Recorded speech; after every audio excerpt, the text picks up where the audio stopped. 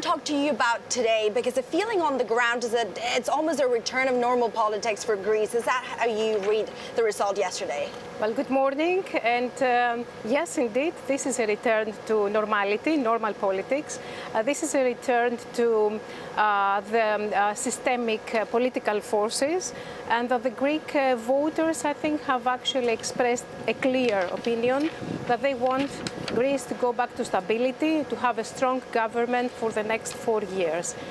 So this is, I think, the message of the current elections held yesterday.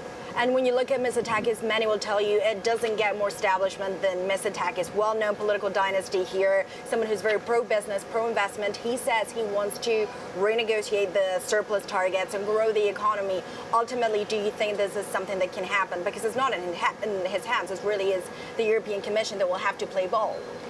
Yes, the interesting thing, I think, is that not only Mitsotakis is the establishment guy, but the voters have indicated that also Syriza is considered to be anymore the establishment as well party, and not a radical anti-establishment political force. So Mitsotakis, I think, has given the go-ahead voice from the Greek public. It has a very pragmatic, the New Democracy Party has a very pragmatic and down-to-earth economic program that is feasible.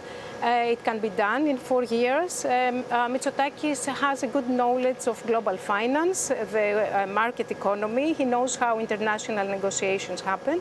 And I think he will be able, given the time ahead, 4 years that he has, to negotiate with the creditors over the surplus and other issues. And his main concerns are on job creation, on bringing unemployment down, and on helping the private sector, and especially on lowering the taxes and assisting the middle class. That middle class was actually the one who paid the bill for the austerity and the readjustment in Greece.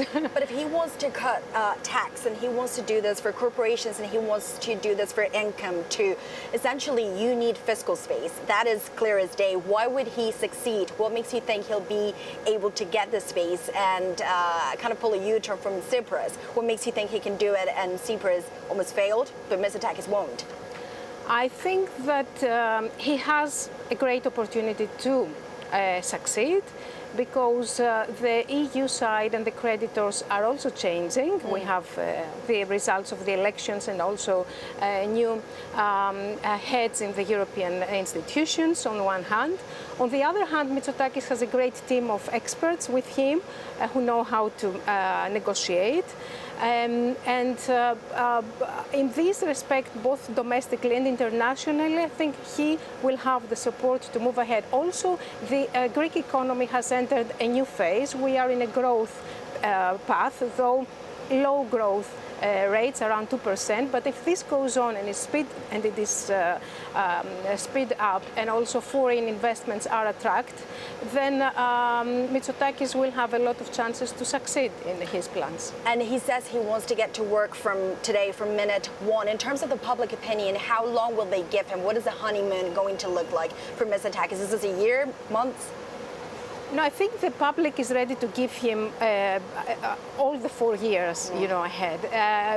The public has the patience to wait and see the results. The concern, I think, here is how the opposition is going to react and what kind of dynamic opposition we are going to see, because Tsipras yesterday said that he's going to remain in the parliament and create a dynamic opposition. What we have seen in the past on Syriza's side is that historically they have supported street, let's say, opposition.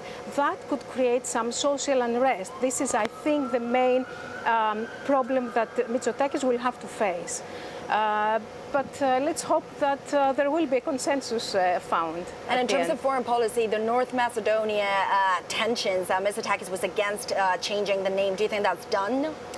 I think that's done, that New Democracy and other parties, smaller parties like the Greek solution, benefited from the discontent of people with the North Macedonian agreement, the Prespes agreement, but I think the deal is done. New Democracy is going to respect the agreement, and we are done with that. There are some issues with commercial issues related to the trade relations of the countries, but I think this is something that can be managed.